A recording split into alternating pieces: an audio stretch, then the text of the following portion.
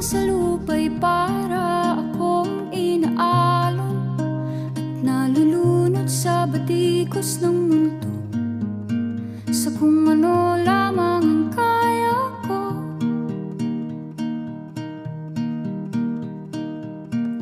Bigang-biga na sa mga problemang di masolusyonan agad, parang wala nang bukas.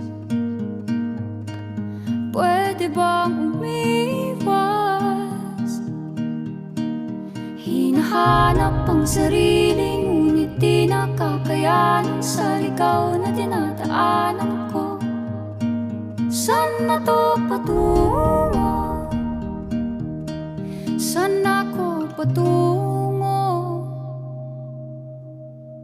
Dahan-dahan nating simulan